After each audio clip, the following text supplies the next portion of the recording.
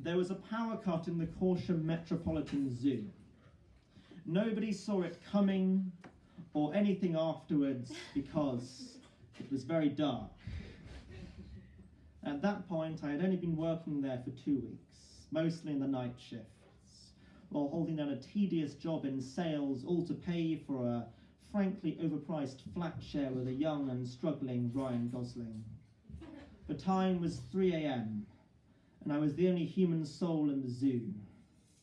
I was gripped with a sudden desperation. I had to find the local tiger, unfortunately named Leo, who was deathly afraid of darkness.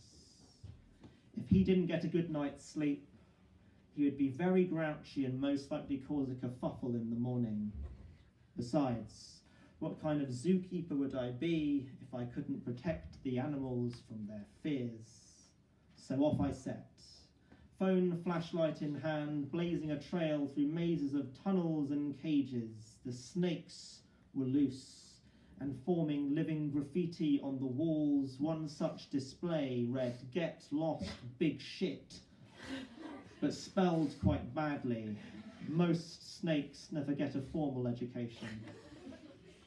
Although I was indeed lost and slightly hurt by their words, I persisted. I'd deal with them later. I tore around the corner, dripping sweat and fear, hurtled over a gaggle of shrieking otters, navigated the drowning pools and bested the riddling baboon. And there Leo was, alone in the unicorn enclosure, curled up in a ball, all shaking and snivelling. I approached carefully. Upset tigers are the most dangerous of all tigers.